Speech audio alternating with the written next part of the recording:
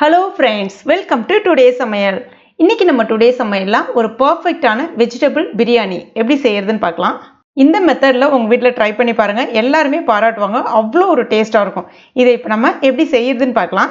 அதுக்கு ஒரு பவுலில் 1/2 கப் அளவுக்கு தயிர் எடுத்திருக்கேன். இது வந்து சரியாக ஒரு 50 கிராம் அளவுக்கு இருக்கும். இதை கட்டிலாம் இல்லாமல் இந்த மாதிரி ஒரு முறை கலந்து விட்டுக்குங்க. அடுத்ததான் 1 டீஸ்பூன் மிளகாய் பொடி, 1 டீஸ்பூன் தனியா பொடி அதாவது கொத்தமல்லி பொடி, 1/2 டீஸ்பூன் கரம் மசாலா பொடி, 1/2 டீஸ்பூன் மஞ்சள் பொடி. இது எல்லாத்தையும் இது கூட சேர்த்துட்டு நல்லா ஒரு முறை இந்த மாதிரி கட்டிலாம் இல்லாமல் கலந்து விட்டுக்குங்க. இப்போ இது அப்படியே ஒரு வாரம் இருக்கட்டும். அடுத்ததா நான் இன்னைக்கு ஓப்பன் பாட்டில் தான் செய்ய போகிறேன். உங்களுக்கு குக்கரில் செய்ய விருப்பம் இருந்ததுன்னா தாராளமாக குக்கரில் செய்துங்க.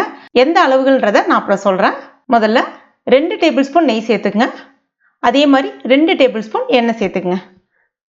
நல்லா காஞ்ச பிறகு 2 மீடியம் சைஸ் வெங்காயம் நீல வாக்கில் கட் பண்ணி எடுத்துருக்கேன் சேர்த்துக்கலாம். நல்லா வதக்கி விட்டுக்குங்க. வெங்காயம் வந்து அந்த கண்ணாடி பதம் அப்படிலாம் கிடையாது. வெங்காயம் நல்லா அப்படியே பொன்னிறமாக அப்படியே நல்லா ஃபுல்லாக அந்த தண்ணி எல்லாமே இழுத்துட்டு நல்லா சிவந்து வரணும். அந்த அளவுக்கு இதை நம்ம வதக்கி விட்டுக்கணும். இப்போ பாருங்கள், இந்த அளவுக்கு நல்லா அப்படியே நல்லா சிவந்து வரணும் ஃபுல்லாக.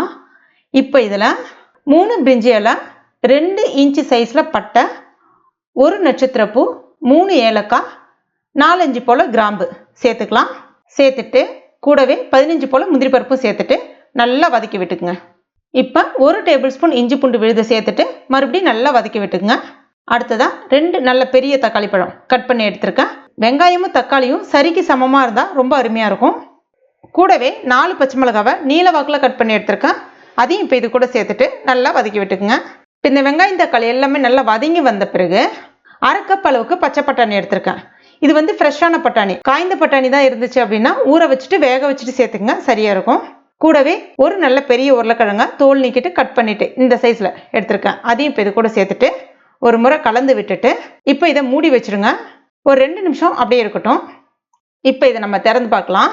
ஓரளவுக்கு அந்த பட்டாணி அந்த உருளைக்கிழங்கு எல்லாமே வெந்திருக்கும். இப்போ நல்லா வதக்கி விட்டுட்டு இப்போ ஒரு முறை கலந்து விட்டுட்டு ஒரு 8 போல் பீன்ஸ் எடுத்திருக்கேன். இந்த ஷேப்பில் கட் பண்ணி எடுத்திருக்கேன். அதையும் சேர்த்துக்கலாம். கூடவே நல்ல ஒரு பெரிய கேரட்டு அதையும் இந்த ஷேப்பில் கட் பண்ணி எடுத்துருக்கேன் சேர்த்துக்கலாம். சேர்த்துட்டு ஒரு 2 நிமிஷத்துக்கு நல்லா வதக்கி விட்டுங்க. அடுத்ததான் நம்ம ரெடி பண்ணி வச்சுருந்தோம்ல அந்த தயிர் மசாலாலாம் சேர்த்து அதை இது கூட சேர்த்துக்கலாம்.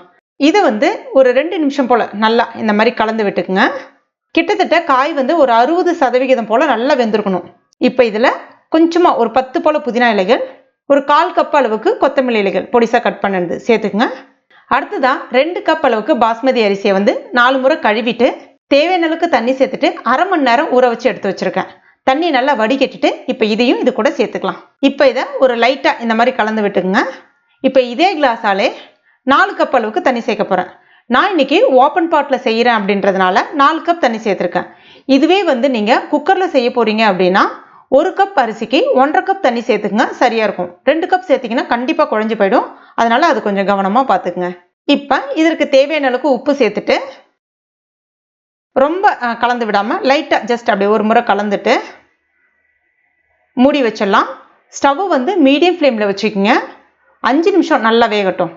இதுவே நீங்கள் குக்கரில் வைக்க போகிறீங்கன்னா ஒரு விசில் மட்டும் வச்சு எடுத்தால் போதும். நல்ல பூக்க அழகாக வெந்திருக்கும், உதிரி உதிரியாக வரும். இப்போ நான் ஒரு 3 நிமிஷத்தில் உங்களுக்கு எடுத்து காமிக்கிறேன். இப்போ இந்த அளவுக்கு தண்ணி ஓரளவுக்கு இழுத்துட்டு சாதம் மேலே அப்படியே எழும்பி வர ஆரம்பிக்கும். நீங்கள் திறந்து பார்க்க வேணாம், நான் உங்களுக்கு செய்து காமிக்கிறேன், அதுக்காக தான். இப்போ இதை மூடி வச்சிடலாம். இப்போ பாருங்கள், தண்ணி ஓரளவுக்கு நல்லா அப்படியே இழுத்துருச்சு. ஸ்டவ்வை கம்ப்ளீட்டாக சிம்மில் வச்சுட்டு மறுபடியும் ஒரு 5 நிமிஷத்துக்கு மட்டும் அப்படியே வச்சுருங்க. எதுவுமே திறக்காதீங்க, எதுவும் பண்ணாதீங்க. 5 நிமிஷத்தில் அதில் இருக்கிற அந்த தண்ணி எல்லாமே கொஞ்சம் அப்சர்வ் ஆகும். மறுபடியும் 5 நிமிஷத்துக்கு அப்புறமா திறக்காமல் ஸ்டவ்வை ஆஃப் பண்ணிவிடுங்க. ஆஃப் பண்ணிவிட்டு அப்படியே ஒரு 10 நிமிஷம் அப்படியே தம்மிலே இருக்கட்டும். அதாவது ஸ்டவ் ஆஃப் பண்ணிவிட்டு மூடி நம்ம திறக்காமல் இருந்தாலே போதும். அந்த அனல்லே நல்ல சாதம் வந்து நல்ல பூக்க உதிரி உதிரி அழகாக வெந்துடும். இப்போ இதை நம்ம திறந்து பார்க்கலாம். இப்போ பாருங்கள், தண்ணி எல்லாமே நல்லா இழுத்துக்குச்சு.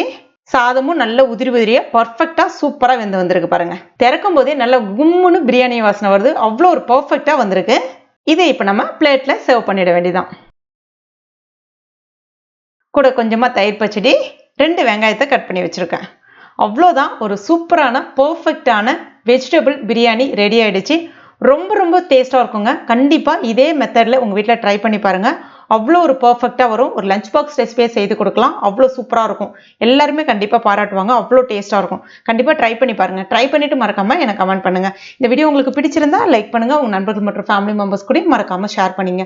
மேலும் இது போன்ற டேஸ்டி ரெசிபிகளுக்கு நம்ம டுடே சமையல் இது வரைக்கும் நீங்கள் சப்ஸ்கிரைப் பண்ணலன்னா உடனே சப்ஸ்கிரைப் பண்ணிங்க. கூடவே மறக்காமல் அந்த பெல் நோட்டிஃபிகேஷன் சிம்பிளையும் ப்ரெஸ் பண்ணிங்க. தேங்க்யூ.